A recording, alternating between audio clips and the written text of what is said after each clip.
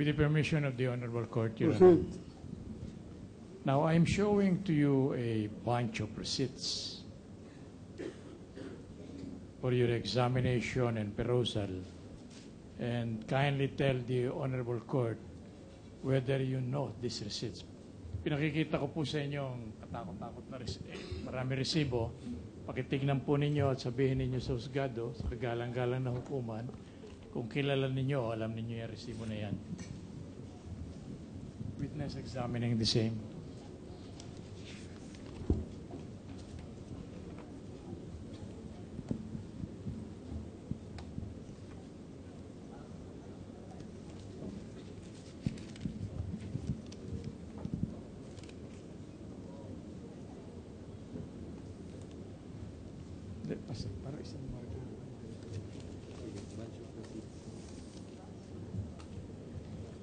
Kilala ba nyo yan? Kilala Ano ko po po. sagot niya? Kilala ko po. Yun ang mga resibo na nabayaran ko sa Treasurer's Office ng Marikina. Alright. For what years are those? Anong kaya? For the year 2010.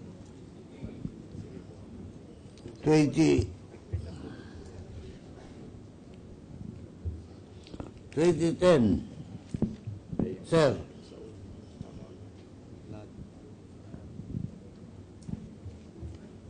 March 18, 2010.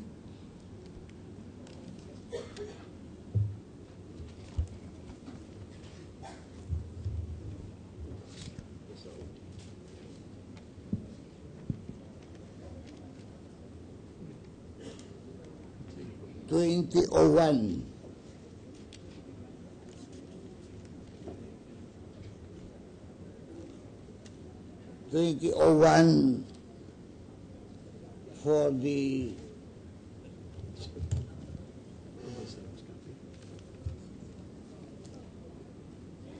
Cristina Rocco,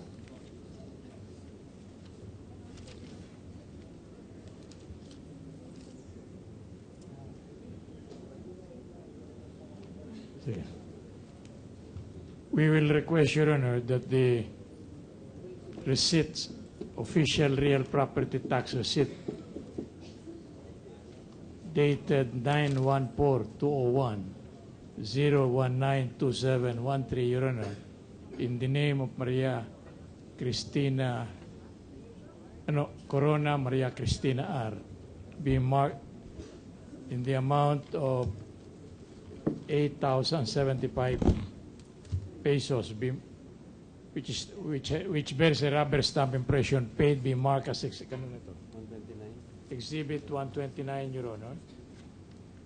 Likewise, official receipt number 0192712, dated 9/14/201, Your Honor, under account number 55816. Mark them accordingly, and all of these receipts are in the name of Corona Maria Cristina, Maria Cristina, Your Honor. and the payment is for the account of Mr. Vicente. yes, Your Honor. Your Honor, may I make a manifestation? The receipt states that received from Maria Cristina R. Corona, not from Mr. Vicente. Yeah, precisely. So it is a receipt from Maria Cristina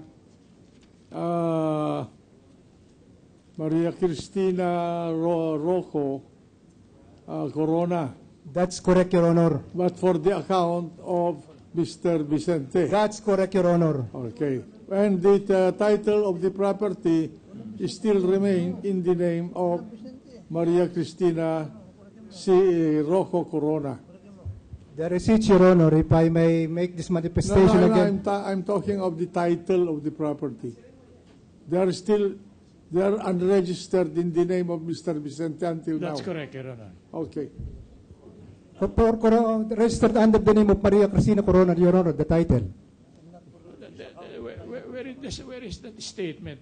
The receipt appears to be in the name of Maria Cristina, but there is no mention of what you had been trying to tell the court. That was the question of the presiding officer. No. But there is nothing in here which shows that the title is in the name. We are referring to the receipt. Let me clarify.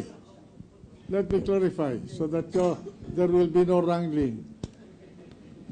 All these receipts, real estate tax receipts, are in the name, are from Maria Cristina C. Yes, Your Honor. Rocco declared on- Corona. Yes, Your Honor. All right. For the account of Mr. Vicente Corona. No, Your Honor. It states account number 55816, declared owner Corona Maria Cristina R. Received from Maria Cristina Corona. Your All Honor. right, okay. And until now, the titles of the 7 parcels are still unregistered in the name of this witness. I didn't get the question. 100. The question is directed to the witness or to me, Your Honor? Yes, I want a clarification. The title, the TCTs, covering the 7 parcel of land. Lahat daw po ng titulo dito sa 7 lote nito nasa pangalan ni Mrs. Opo, Corona. up to now. Yes, sir, Your Honor. Hanggang ngayon, Hanggang ngayon. hindi pa nare-rehistro sa pangalan ninyo. Hindi po. O, sige. All right, is understood. Markado na ba ito? Yung series of receipts. Oo. Tapos, hindi pa yan. Okay na. Okay na lang. Ano pa?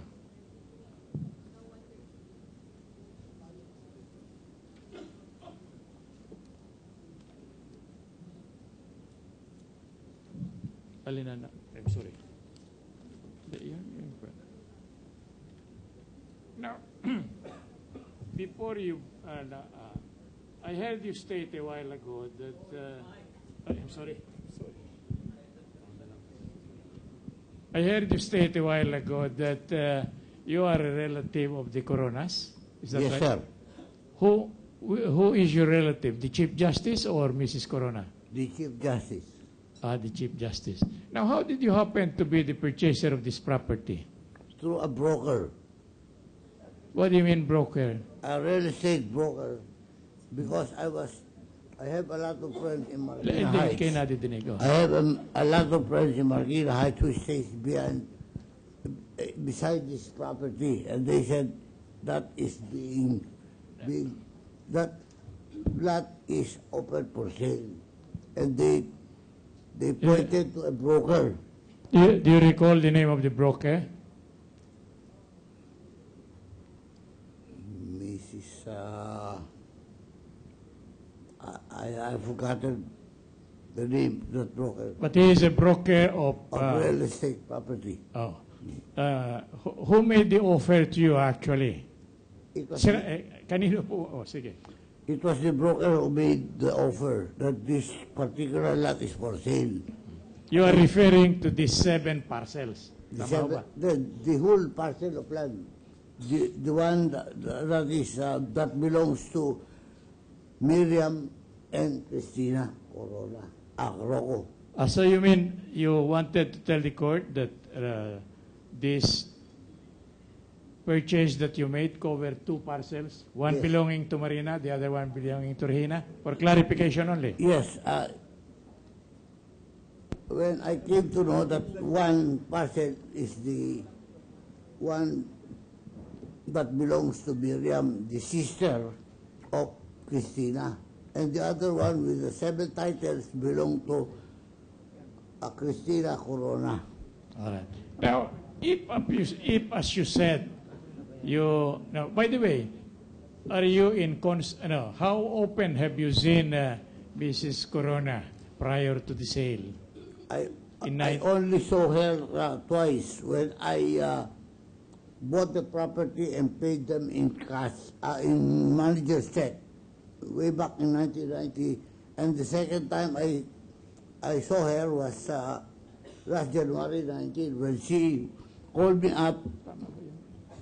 When she called me up and said can I borrow the original deed of sale of that particular property since it's still under my name? Right. How about Chief Justice Corona? How often do you meet him? I have not seen him for the past 22 years except last January 5th, 19, nor even talked to him on phone.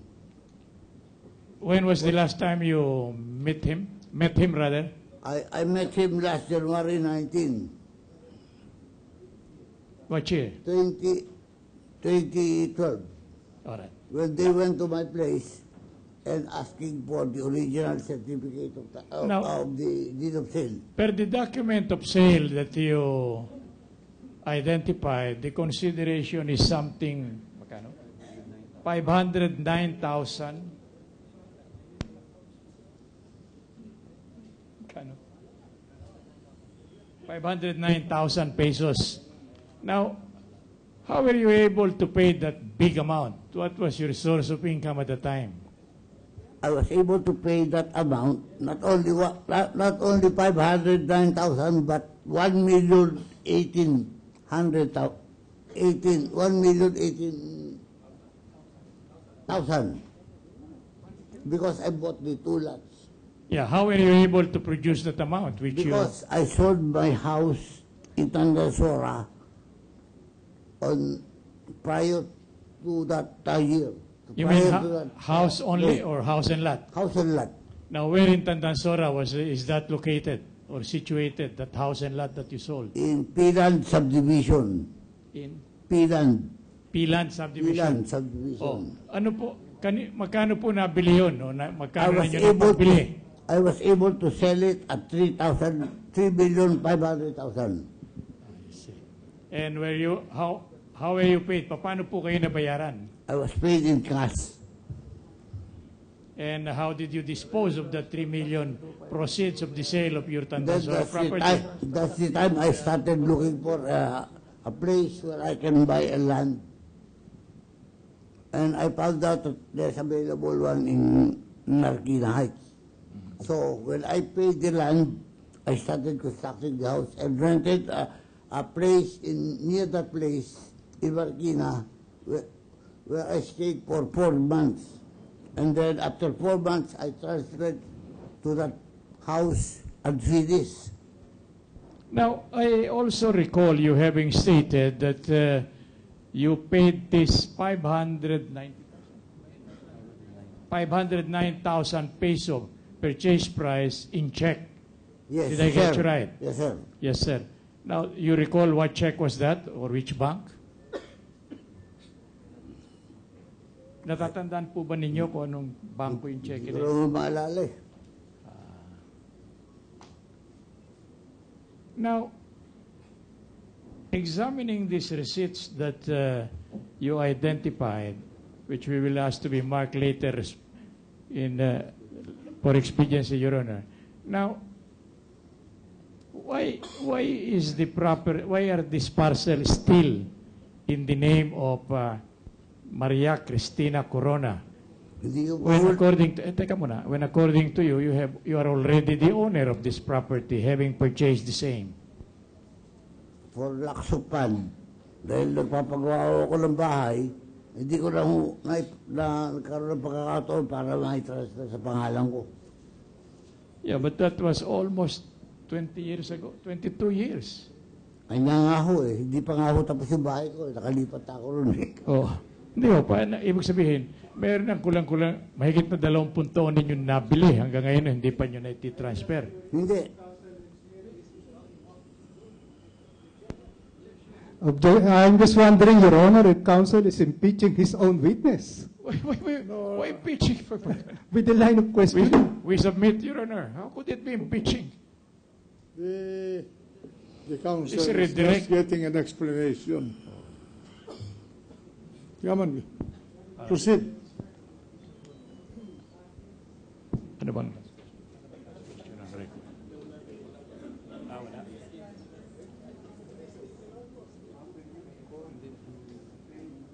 Why did you No.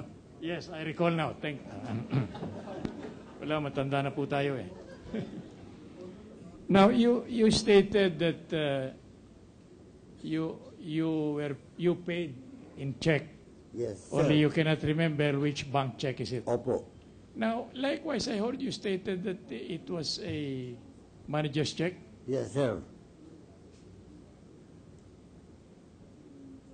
Going over your records, will you be able to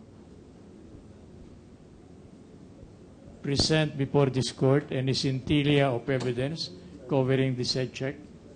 Maaari ho bang check upin ninyo yung record ninyo at determine kung merong bakas, halimbawa Xerox copy o kung ano pa man? Wala ho, dahil lang, binigay ko lang yung manager's check doon sa pisang ko. Oh. Tiwala ho ako eh. You know why? Because the mother of the justice is my ninang in my wedding. Alright. And then his ninong is my father during his baptismal certificate. Hindi po kayo nadidinig.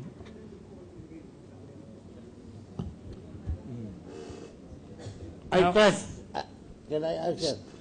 I trust this justice, Rene Corona, because he is my kinakapatid. Because his ninong is my father.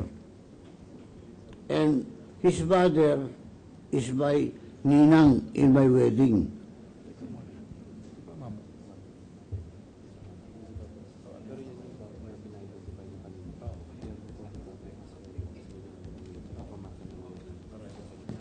Now, ito pong, alin yan? Ito. Alright. Ito. Okay. Now, we have here, Your Honor, these photocopies of the real property tax receipts, Your Honor. The original of which we are showing to counsel for the prosecution for the purpose of giving them the opportunity to determine, Your Honor, whether the Xerox copies, which will be asked to be marked, Your Honor, are genuine reproduction of the respective original, Your Honor. We therefore request that, ano na? Ano na? 142? 134. We therefore request, Your Honor, most respectfully, that OR number 067947 be marked as Exhibit 134. Mark it accordingly. OR receipt number 4712627 be marked as Exhibit 135.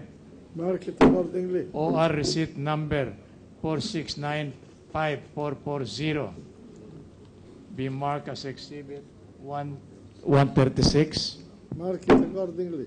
OR number 0628337 be marked as Exhibit 137. Mark Thank you. it accordingly.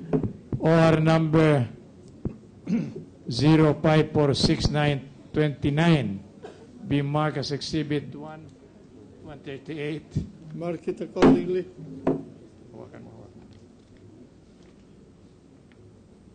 OR number 0521695 as Exhibit 139.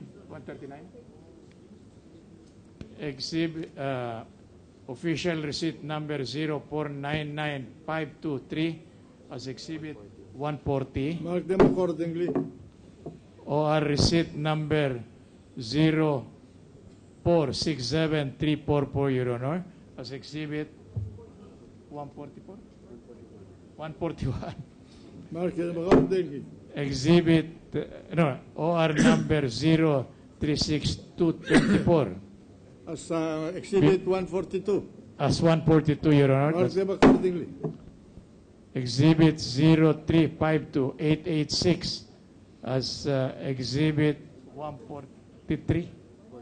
Mark 143. it accordingly.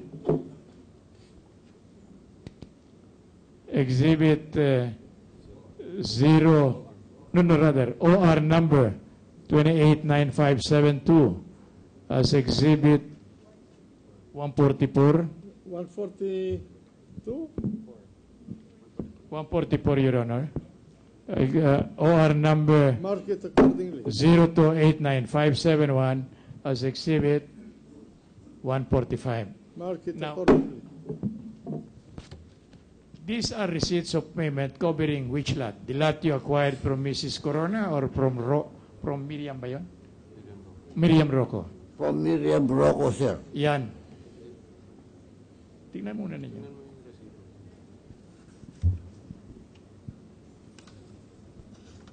Yan bang lupa na binili mo kay Miriam Rocco ay nasa pangalan mo na? Wala pa, sir. Wala pa ho. Yung titulo nasa iyo. Nasa akin ho. Pero hindi mo pa rin ilinilipat sa pangalan mo. Hindi mo pa rin ilinilipat sa pangalan mo. Hindi pa rin ho. Oh, sige.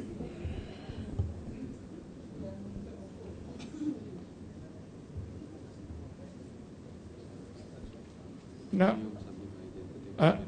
may ipinakikita po kayong isang sketch. Ano ho bang tinutukoy nito?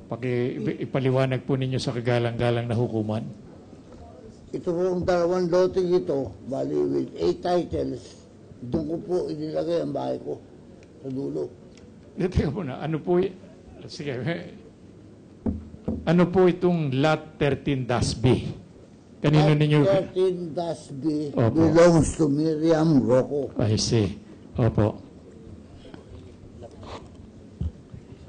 And then the 7 titles belong Well, the properties of of Mrs. Corona, your acquired Cristina from Ms. Corona. Corona. All right.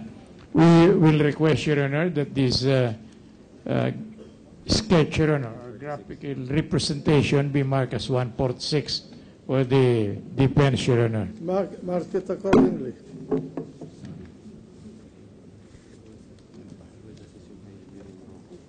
Miriam? Yung nagbabayad din siya ng holiday at dun sa property niya. Now, with the permission of the Honorable Court, I'm showing you again a bunch of Xerox copies of or photocopies of real estate tax payments. Kindly go over the same I and just tell want us. to make a clarification, if I may, with the permission of counsel. Yung bang si Miriam Corona may asawa, Hindi ko alam, Your Honor. may anak, Hindi ko rin alam kung may sige. anak. The reason I bought it because there's a power of attorney given to the sister, Cristina, empowering her to sell the property. so it was Cristina Corona who sold that land of Yes, Miriam Your Honor. Rocco to you. Ganun ba?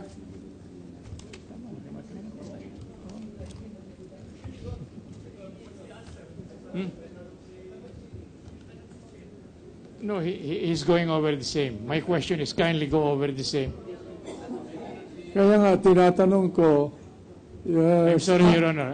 ang nagbenta sa iyo noong lupa Ni ni Miriam Rocco ay si Mrs. Corona. Cristina Rocco Corona Yes, sir. Yes, Your Honor. under a power of attorney. Yes, Your Honor. Ano yun? Special power of attorney. Special power of attorney. I can show you the special power of attorney. Go ahead. You have it with you now? I have it with me. Oh, sige.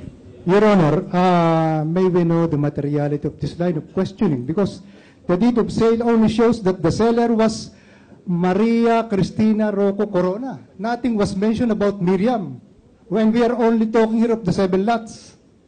What is the basis of the legal basis? Immaterial. If Your Honor, please, this is to show the genuineness and Let of the the transaction. let the witness answer and you can make a recourse. Tapos na po kayo dito. Hindi, Sandun yung power of Can attorney. can I answer that Oo, question? hindi kayo tinatanong. Huwag na kayo, may abogado. Sige po. Galit na galit. Kunin ninyo yung dokumento. Yung power of attorney na sinasabi ko. Witness, Your Honor, going over his documents, Your Honor. Ito ba?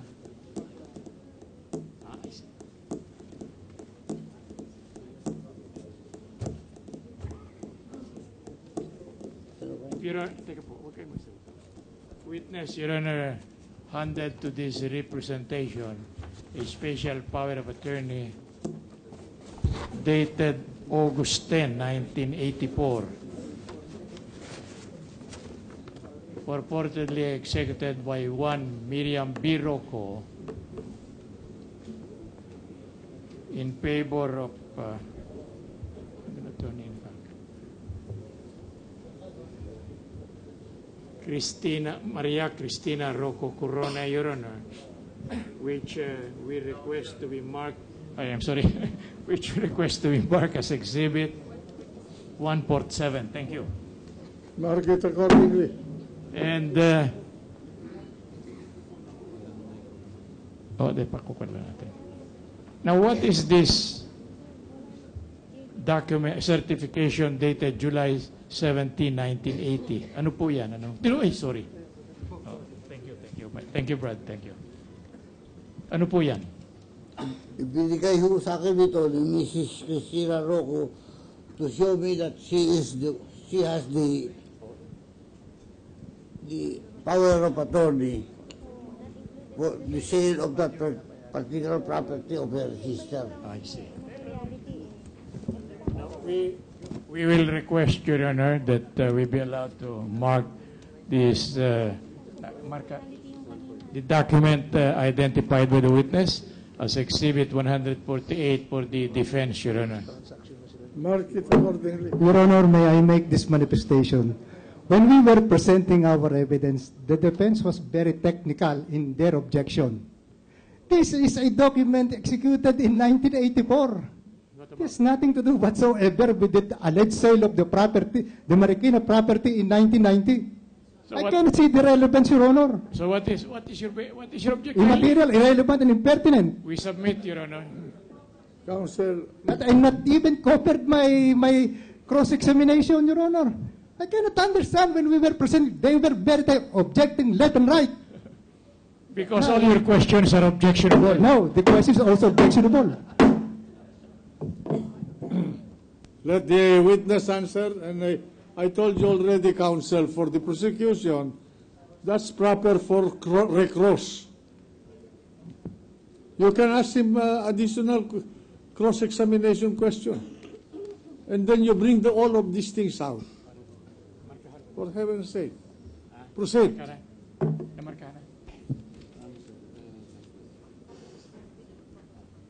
Hindi, markahan na ito. Then we will make the substitution later para maka-progress na lang. May we request, Your Honor, that the special power of attorney identified by the witness be marked as Exhibit 147 and the certification dated July 17, 1990 be marked as Exhibit 148. We will have them Xerox, Your Honor, and we will request for it to be allowed to Mark substitute the it same. accordingly. Ano pa? Ano pa itatanong? Wala na? Wala na. Wala na? Oh. We are through with the witness, Your Honor. All right. Recross. Now, you asked all your questions to clarify all those things that you wanted to object. Yes, Your You Honor. were objecting to. Mr. Witness, hindi po ba ang pinag-uusapan natin dito ay yung deed of sale? Di umanong deed of sale na di umano'y binenta ni Maria Cristina Corona ang kanyang lupa sa Marikina sa inyo noong 1919. Di po ba yun? Opo. Eh, paano po nasama itong si Miriam Rocco? Kasi nabili ko nga ho yung lupa, kasi ang nilagay ko, I show you this map. O, sige po, sige Dito po. ko nilagay yung aking bahay. Dito ko nilagay yung aking bahay. Occupying the Miriam property and the Miriam and Cristina property. So, yung pong bentahan na yun ay magkaibang dokumento. Ganun po ba? Magkaiba ho dokumento.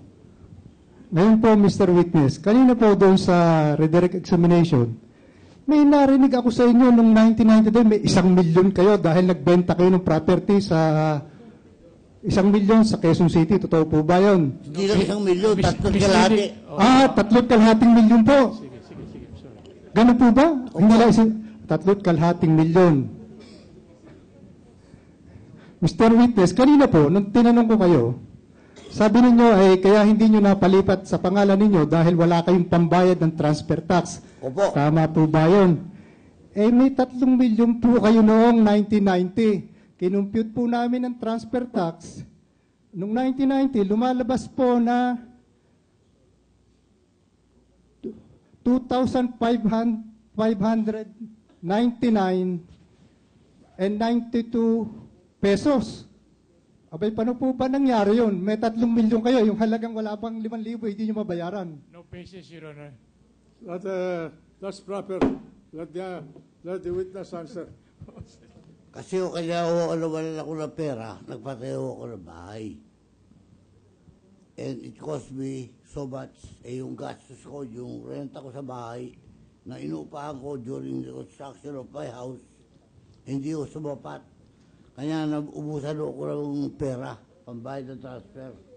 Hindi po ba totoo, nung 1990, nagbayad kayo ng real estate tax na nakakahalaga din ng 2,594 pesos and 88 centavos. Di ba totoo yun? Ano? 2,000 po. 2,594 and 88 centavos. Di ba totoo? Nagbayad kayo ng real estate tax nung taong yun. Opo. Ibig po ba nyo sabihin, mas una yung binayaran yung real estate tax kaysa ipinalipat nyo sa pangalan nyo yung titulo ng lupa? Ganun po ba? Ganun po nangyari dahil I was so busy constructing my house at the time. Hindi po ba ibig sabihin, busy din kayo sa pagpapagawa na, busy din kayo sa pagbabayad ng real estate tax, hindi po ba ganun din? Opo. Pero nabayaran ninyo ang real estate tax, hindi po ba ganun? Opo.